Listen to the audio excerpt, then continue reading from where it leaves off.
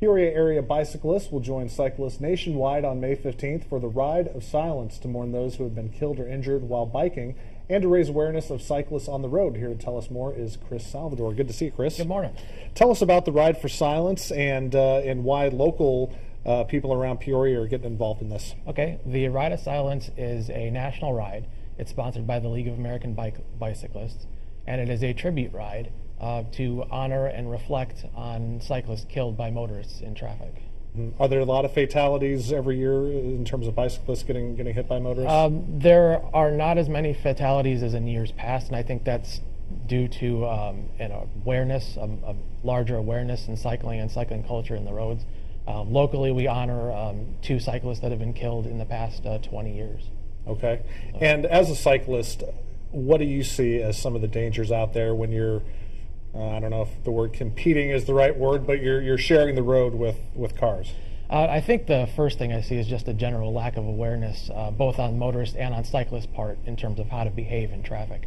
By law, cyclists are allowed to be on the roads just as much as motorists. We have to follow the same rules of the road as motorists. But a lot of cyclists don't know that. A lot of cyclists take that for granted.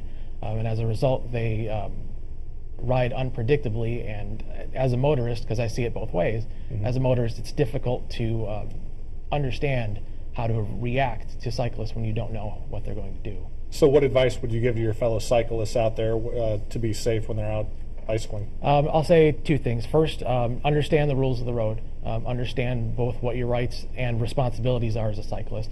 And 2 is to behave predictably. Think a little bit like a motorist. Don't think necessarily like a pedestrian or a cyclist. So you can see it from a motorist's point of view and really understand what they're looking at through their eyes as well. And what advice would you give to motorists? To motorists, I would say relax a little bit. One of the biggest things that I see is motorists kind of get angry because they're stuck behind a slow-moving cyclist. The answer to that is just to relax. It'll only take about 30 to 45 seconds out of your day to kind of accommodate that cyclist, and you could save someone's life as a result. And as far as the Ride for Awareness tomorrow night, is it open to anyone? Can anyone come out and join? It's open to the public. We ask that all riders wear helmets. You have to be 18 or older or 10 or older with a legal guardian. The ride will start at 7. We'll start gathering at 6:30, rain or shine.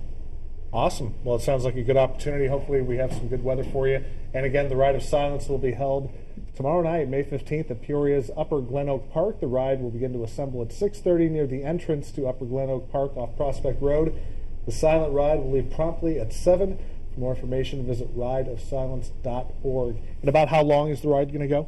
The ride is about 7.5 miles, so it should last a little bit under an hour. Okay, great. Chris, good luck with the event tomorrow night. Thanks for coming in. Thank you. All right, Gretchen, we'll send it over to you.